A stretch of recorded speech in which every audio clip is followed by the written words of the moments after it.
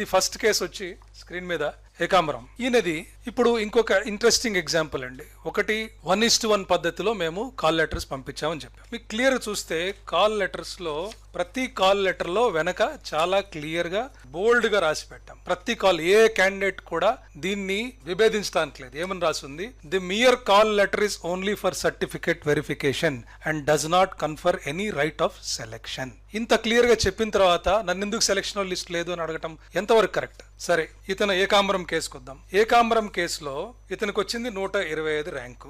7 వేకెన్సీలు ఉన్నాయి. 7 వేకెన్సీలో ఫస్ట్ 5 ఏమో మెరిట్ ప్రకారం వచ్చేసింది. లాస్ట్ 2 ఫిజికలీ హ్యాండిక్యాప్డ్ కింద వచ్చింది. అంటే ఇందాక నేను చెప్పినట్టు ఆ బీసీడీలో వీళ్ళిద్దరూ ఉన్నారు కాబట్టి ఖచ్చితంగా వీళ్ళిద్దరికే వస్తుంది. అది ఓసీలో ఉండుంటే ఫిజికల్లీ డిజేబుల్డ్ వాళ్ళు ఓసీ వాళ్ళ సీట్లలోకి వెళ్ళిపోయి ఉండేది. ఇక్కడ బీసీలో ఉన్నారు కాబట్టి ఫిజికల్లీ డిజేబుల్డ్ వాళ్ళు ఆ బీసీ కోటా కిందే వచ్చి కూర్చుంటారు. ఇక్కడ ఇతను అడగచ్చు, నాకు కాల్ లెటర్ పంపించారు కదా అని. ఇందాక చాలా క్లియర్ పంపించాను. This is only for verification call letter. ఇప్పుడు ఏమవుతుందంటేనండి, ఇక్కడ ఏకాంబరం కేసులో లేదా మిగతా వాటి కేసులో 2-3 సందర్భాల్లో కాల్ లెటర్ వచ్చినా సెలెక్ట్ కాకపోవడానికి కారణాలు 2-3 ఉంటాయి. ఏమిటంటే ఇప్పుడు ఫర్ ఎగ్జాంపుల్, ఒకటి, నేను ఈ పర్టికులర్ కేసులో ఇతనికి 116 వరకు మెరిట్ లో వచ్చింది, 125 లో వచ్చాడు. ఇప్పుడు ఈ ఫిజికలీ హ్యాండిక్యాప్డ్ ఎవరైతే సెలెక్ట్ అయ్యారో, ఇక్కడ ఇద్దరు సెలెక్ట్ అయ్యారు. ఈ సందర్భంగా ఏమైందంటే ఫిజికలీ హ్యాండిక్యాప్డ్ వేరే కోటాలో ఫస్ట్ సెలెక్ట్ అయ్యాడు. అంటే ఓసీ కోటాలో ఫిజికలీ హ్యాండిక్యాప్డ్ ఓసీనో ఎస్సీనో సెలెక్ట్ అయ్యాడు.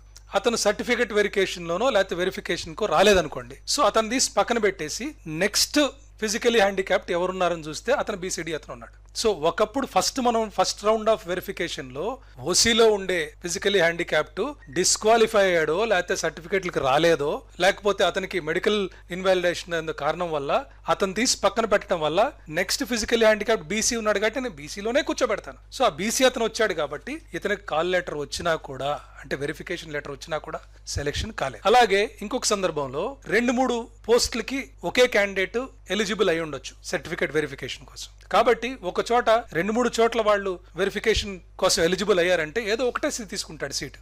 సో మిగతా 2 ఖచ్చితంగా మిగిలిపోతాయి కాబట్టి అక్కడ ఒక అడిషనల్ వాళ్ళు పిలిచి ఉండొచ్చు. సో అంత మాత్రాన వెరిఫికేషన్ పిలిచినంత మాత్రాన సెలెక్ట్ అయిపోయినట్టు కాదు. క్లియర్ గా దీంట్లో మీరు చూడొచ్చు. ఇది అందరికి కూడా మీకు అందరికి ఇస్తున్నాం కూడా షీట్స్ కూడా. So that you can verify. Nothing is secret, everything is online. ఎందుకు వచ్చింది ఎందుకు రాలేదంటే ఒక్క పొరపాటును కూడా ఎటువంటి తప్పు జరగలేదు. అది నేను ఖచ్చితంగా చెప్పగలను.